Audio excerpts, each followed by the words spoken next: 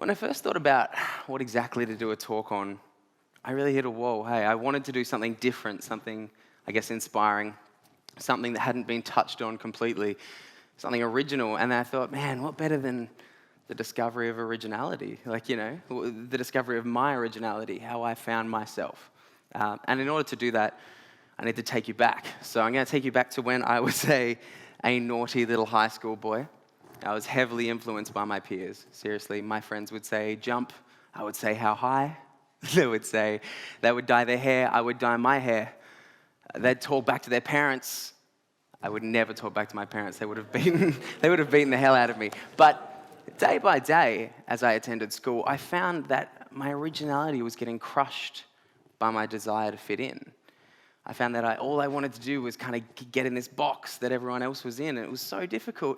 And I think that was my first taste of the real world as we know it. You see, we start off as these, young kids in primary school, and we're so fresh and free and full of great ideas. We're like little sponges.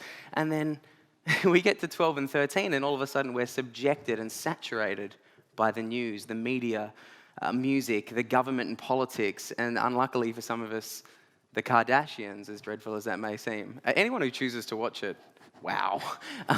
But we're subjected to that. And at 17 and 18, we reach this crossroad, this pinnacle, where we're to decide, what are we going to do? How are we going to enter this real world? How are we going to make our footprint stand? How are we going to do this? And the choices are, do we get a job? Do we do community work? Do we go to university?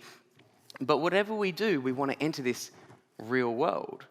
And the longer you stay in the real world, you start to realize that the people who were really weird at school, all the really weirdos, man, all the people who held on to their weird, creative, and quirky sides, they're the interesting ones. They're the ones living the life that you'd want. And all the people who are in the real world, you don't realize how boring it is. Like, it's not that great. And when you're a kid, all you want to do is reach the real world. So, how do we take back and retain that funny, open mind that makes this world so beautiful? How do we do this? Myself, I started with music.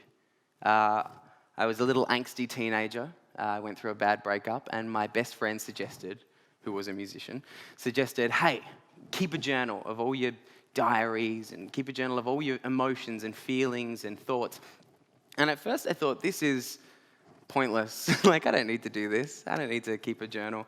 And my first entries in the journal, because he kept hounding me, really reflected that.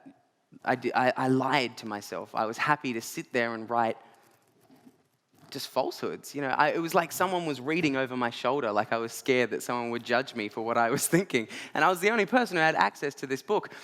But eventually, as I continued to write, I noticed something crazy happen. I noticed that my emotions started to change. I was more free. I was more in tune and in touch than I'd ever been to myself. And my ability to handle oncoming obstacles that life loves to throw in our way was, vastly widened.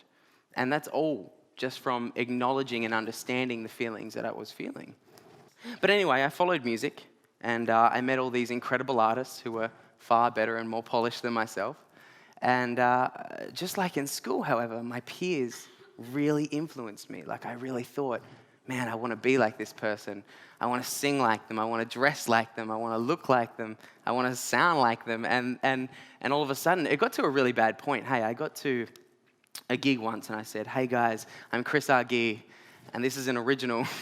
And I sang my best friend's song. It wasn't even mine. And I remember thinking, man, this is low. Like, this is really low. Like, in the music world, that's taboo. And I just think that, man, you should have heroes. You should have idols. You should have people you look up to. But to acknowledge that there's already one of them existing is crucial. You should seek comfort and pride in knowing the fact that there's already one of you and there's only one of you.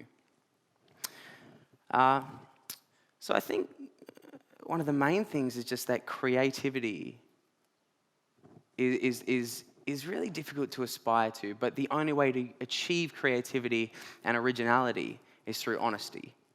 You have to be honest with yourself if you want to be creative. And this applies to most things: family, life, work, friends. It applies to almost every aspect of your life. You have to be happy with the direction that you're taking. Stop looking at what's going on around you. Stop focusing on the Kardashians. Stop looking at your best friend who is achieving their dreams. No one achieved what they want by focusing on what the person next to them was doing. Focus on yourself. Focus on your aspirations, your dreams, your goals.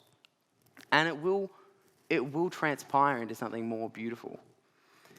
I think everyone in this room should really keep a diary, a journal. It's great to keep a track of your emotions. It's great to follow how you're feeling. And in this world, there's very little that we can claim is ours. We're in a world full of possessions. We own houses, cars, we own beds, clothes, but we don't own our own originality, ideologies, ethics.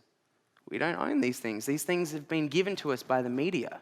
So I think it's time we take them back. We can take them back. You can take them back just by acknowledging that they exist with yourself. Now, before I finish, I'm going to sing you guys one of my original songs called Fear. I just want to leave you guys with 5 words, and I really hope they resonate with you. This is who I am.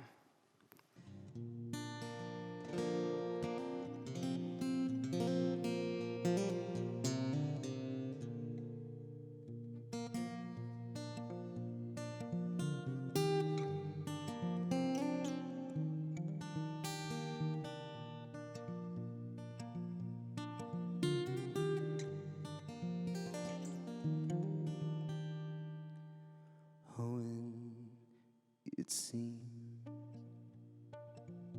a little strange to me. When the darkness comes, it takes me away. Don't let your fear control your every move. Don't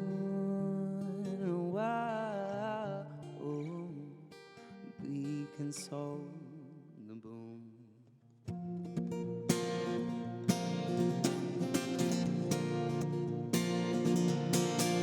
Oh, and in the past moves in days, a time it seems that you're restrained by life. Someone come and save me and run down me, but then waiting until they come. In the light to the dark around, see you with my best friend. Can't help but look at 2 in the morning next to me. Don't let your fear control your every move. Don't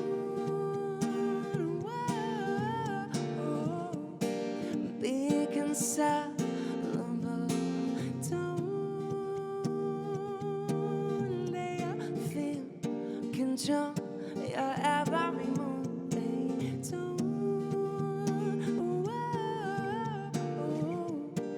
be inseparable.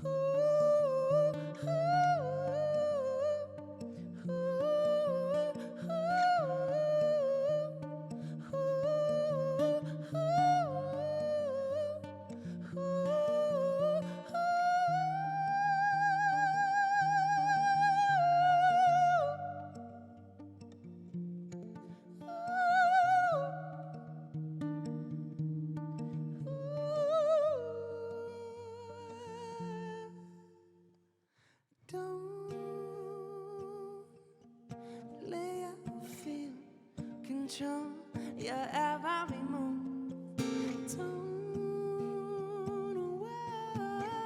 Don't be inseparable.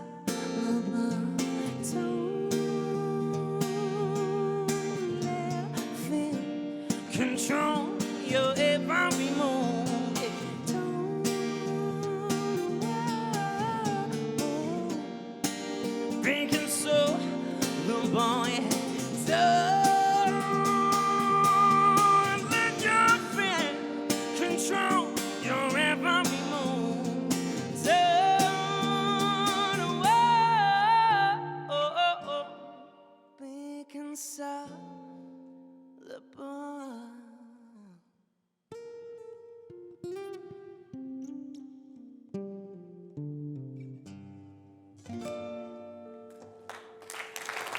Thank you.